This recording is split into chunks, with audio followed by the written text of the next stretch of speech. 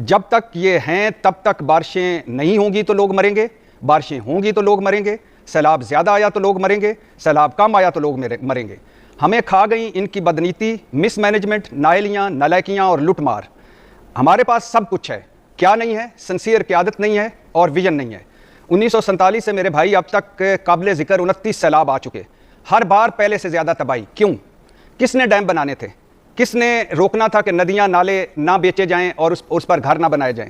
किसने sewerage system को बेहतर करना था? दरियाओं की ज़मीनों पर किसने रोकना था कि 5-6 हज़ार बस्तियां और हाउसिंग सोसाइटीज़ ना बने? 2010 का सैलाब आया, हमने क्या सीखा? 2022 का सैलाब आया, हमने क्या सीखा? क्या तैयारी की? और अब सैलाब जब गुजर जाएगा, ख़त्म हो जाएगा, तो हम क्या सीखेंगे, क्या तैयारी करेंगे? क्या कुदरती आफतों के नुकसानात से बचा जा सकता है? बिल्कुल बचा जा सकता है, लेकिन कोई बचाए तो? क्या कुदरती आफतों से लोगों को बचाया जा सकता है? बिल्कुल बचाया जा सकता है, अगर कोई बचाए तो। बारिशों, सैलाबों, जलजलों जैसे निपटने के लिए कोई हिकमत अमली बनाई जा सकती है?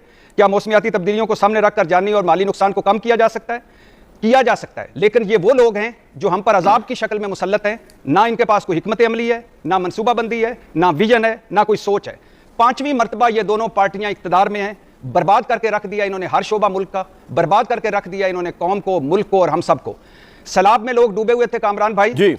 हाउस ऑफ शरीफ जो है शांगला गली में बैठक सजाए बैठा था। किधर? क्यों भाई? क्या चंद दिन रुक जाते शांगला गली जाने से? कोई जापान की सैर करके आया है, कोई चीन जाने की तैयारियों में लगा हुआ है, कोई हवाई जायजे ले रहा है, कोई जूम मीटिंग्स करके बैठा है। ये एक बड़े से सुन रहा था मैं, ये आप भारतीय आबी जारियत है भाई। ये आप भारतीय आबी जारियत से ज्यादा आपकी आबी जहालत है। ये मूनसून नहीं है, ये मौसमियाती धड़न तख्ता है। हम पहले पानी के घरों में घुसे, फिर पानी हमारे घरों में घुसा। हमने पहले नेचर से छेड़छाड़ की, फिर नेचर हमारे आगे आपका। आपने पानी के बहाव को रोका ना, तो अब आप मजे लुट रहे हैं। सर आपका तो कहने का मकसद 100 बातों की एक बात लिख लें। इनके होते हुए पता नहीं हमारी नस्लों में कोई नई क़यादत आती है कि नहीं। इनके होते हुए इसी तरह मरते रहेंगे, कभी सैलाब में, कभी बारिशों में, कभी बेरोजगारी में, कभी गुर्बत में, कभी थाने में, कभी कचहरी में, कभी अस्पताल में, कभी स्कूलों में।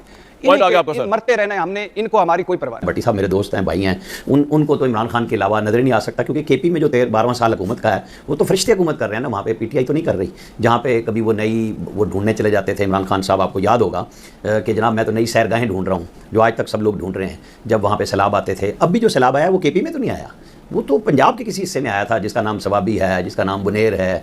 वो जो कहीं पे भी सैलाब आए हैं वो सारे पंजाब में आए हैं, क्योंकि वहाँ तो अहल लोग बैठे हुए हैं। वो बैठे हुए थे, उनके 1122 वाले टिकटॉकर के लोग भर्ती नहीं हुए थे। वो तैराकी भी जानते थे, वो रस्से भी लेके पहुँचते थे, वो ऊपर फ्लाइंग भी कर लेते थे, लोगों को दरिया में से उठा के ले जाते थे। वो जो सुनामी बिलियन ट्री का था, वो बह के जो हमें जाता हुआ नजर आया, उसके ऊपर भी बहुत ज़्यादा फिलासफर आ रहे हैं कि जी वो देखें उसने रोक लिया। वो सारा कटा हुआ दरख्त बहता हुआ नजर आया, चोई का जो फॉरेस्ट का कटा हुआ था, जो दरियाओं में आया आपके सामने, वो तूफान था।